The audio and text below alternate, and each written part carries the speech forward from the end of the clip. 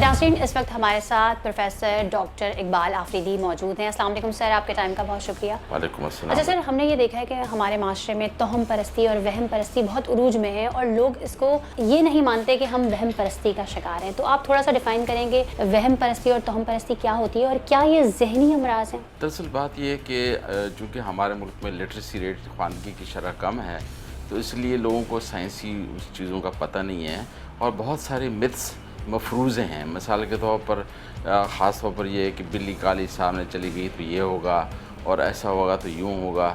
तो इसकी अगर साइंसी बुनियादों पर देखा जाए तो बहुत सारी चीज़ें ऐसी हैं जो वहम और तोहम परस्ती के ज़मरे में आती हैं। और उस पर यकीन इतना होता है लोगों को कि लोग ये कहते हैं कि जैसे मेरी काफ़ी सारे लोगों से बात हुई तो उन्होंने कहा कि हमारे साथ तो ऐसा होता है कि जब चप्पल के ऊपर चप्पल होती है तो हमारा डेफिनेटली सफ़र होता है। कैंची जिस घर में चलाई जाती है वहाँ जो है ना लाजमी जो है ना मियाँ बीवी की लड़ाई हो जाती है। झाड़ू उल्टी नहीं रखनी चाहिए, सीधी रखनी चाहिए। कोई कहता है झाड़ू सीधी रखनी चाहिए, उल्टी नहीं रखनी चाहिए। तो इस तरह की बातें हमने देखी और लोगों को उस पर बहुत ज़्यादा यकीन है। अब ये है कि ये हमारे मुल्कों में ज़्यादा है। अगर आप वेस्टर्न में जो सिविलाइज कंट्रीज़ हैं या बहुत ज़्यादा जहाँ तरक्की याफ्ता ममालिक हैं, वो साइंसी बुनियादों पे चीज़ें करते हैं और मफरूज़ों पे नहीं चलते। ठीक है, कुछ हकीकत ऐसे हो भी सकती है कि कुछ वाक़यात किसी से मुंसलिक हो जाएं। मिसाल के तौर पर राइट आंख फड़ गई तो ये हुआ, इत्तेफाक हो सकता है, हो सकते हैं। लेकिन ज़्यादातर ये देखा गया है कि इसके साइंसी वजूद नहीं है। और ये अब मिसाल के तौर पर नफसियाती अमराज हो गया, किसी को मर्ज़ हो गया, वो कहते हैं नहीं इसके ऊपर जिन हो गया, इसके ऊपर भूत हो गया या इसके ऊपर तावीज़ हो गया। तो बात यह है कि ठीक है, हमारे भी कुछ अकीदे हैं कि जिन होते हैं, लेकिन इंसान अशरफुल मखलूक है। और इस पर मैंने एक किताब भी लिखी है कि किस तरह ज़हनी परेशानी का इजहार पेट में जिस्म में होता है। और लोग ये सोचते हैं कि नहीं मुझे तो दिल की बीमारी है, मुझे फेफड़े की बीमारी है। होती है एक्चुअली साइकोलॉजिकल बीमारी है। जैसे गाड़ी के प्लग में कचरा आ जाए तो साइलेंसर में तो धुआं आएगा या बम्पर तो हिलेगा जब तक वो उसका ट्यूनिंग ना करे इंजन की। तो इसलिए हमने देखा है कि नफसियाती बीमारियों को लोग तोहम परस्ती के हिसाब से जो है इसको समझ नहीं पाते। ये नहीं पता होता कि दिमाग के अंदर कुछ केमिकल हैं। अगर एक केमिकल मिसाल के तौर पर सेरोटोनिन की मिकदार मेरे या आपके दिमाग में कम हो जाए तो हम उदास होते हैं, काम में दिल नहीं लगता, सुस्त हो जाते हैं, जैसे गाड़ी का ऑयल ना हो।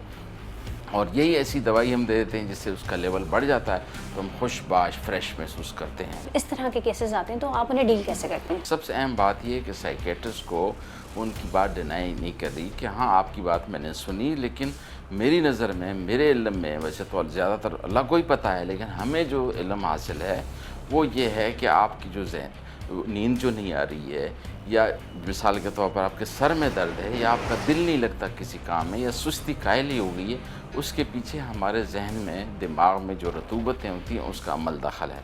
मिसाल के तौर पर अगर हमारा टेम्परेचर दिमाग का बढ़ जाए तो हमें अजीब अजीब शक्लें नज़र आती हैं। ऐसे लगता है कि ये सामने वाली दीवार मेरे ऊपर गिर रही है या जो देखने वाली चीज़ें वो भी नज़र आती हैं। इसको हेलुसिनेशन कहते हैं। इसी तरह दिमाग में डोपामीन बढ़ जाए तो हमें कानों में आवाज़ें सुनाई देते हैं। बाकायदा लगता है उसको कि दिमाग मुझसे कोई बातें कर रहा है या कुछ लोग मेरे ख़िलाफ़ हैं, साजिश कर रहे हैं। वो अपने घर वालों के, यहाँ तक माँ बाप पे वो कहते हैं कि ये मेरे ख़िलाफ़ साजिश कर रहा है। हमारे यहाँ तो ये है कि वो इर्द गिर्द के लोगों से जो है राय लेते हैं। वो सोचते हैं कोई जादू तो नहीं है, कोई टोना तो नहीं है, तो आमिलों के पास, बाबाओं के पास, मज़ारों पे जाते हैं। उनका ख्याल है कि इस दरख्त के नीचे यूं जाओ तो ऐसे हो जाएगा। तो वो लोग फिर आखिर में जब बहुत थक हार जाते हैं, पैसे ज़ाया कर देते हैं आमिलों के चक्कर में।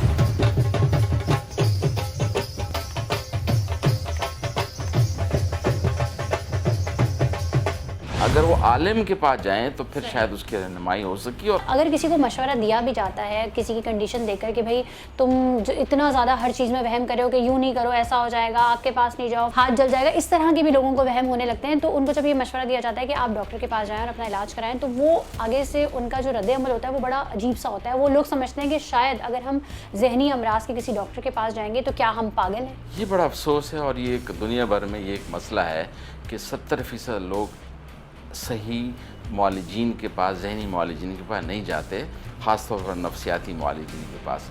और उसके लिए यही है कि देखा यह गया है कि हम सीधी सी बात करते हैं कि जिस्म के दीगर अज़ा की तरह दिमाग भी उज़ू है, बल्कि अहम उज़ू है।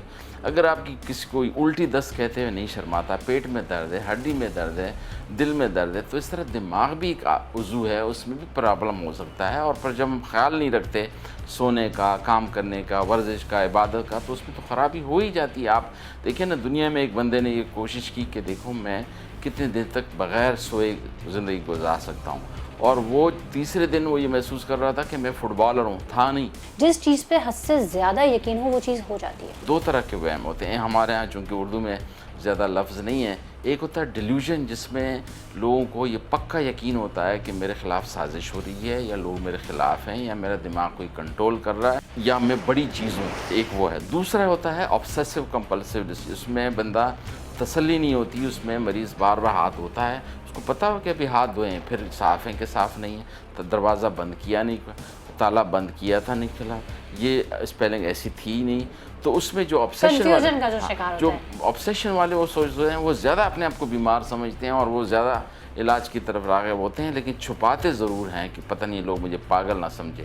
جبکہ یہ دوسرے جو ہوتے ہیں وہ اپنے آپ کو بیمار ہی نہیں سمجھتے ہیں، وہ کہتے ہیں میں صحیح سوچ رہا ہوں، یہ جو ہے جو میرا وہ ہے، مجھے لگ رہا ہے کہ یہ دو میرے دماغ میں چپ لگی ہوئی ہے، یا میرے خلاف کیمرے نصب ہیں، یا جو ہے اسی طرح سے میری تو جو اس طرح کے جو پیشنٹس ہوتے ہیں ان کا علاج کا دورانیہ کیسا ہوتا ہے، اور جب وہ صحت یاب ہو کے جاتے ہیں تو کیا کہتے ہیں؟ پہلے تو چونکہ ان کو بیماری کا شعور نہیں ہوتا، انسائٹ نہیں ہوتی، وہ دوائی کھانے پہ آمادہ نہیں ہوتے، اور جب وہ کاؤنسلنگ سے یا کسی طرح سے دوائی کھلا دیتے ہیں، اس کے دماغ کا ڈوپامین ہم بلاک کر دیتے ہیں، پھر بعد میں خدا کہتے ہیں او یہ تو میں غلطی پہ تھا، معافیاں مانگنے لگتے ہیں، اس کی سوچ ٹھیک ہو جاتی ہے، کام کا رجحان صحیح ہوتا ہے، ارد گرد کے لوگوں پہ بھروسہ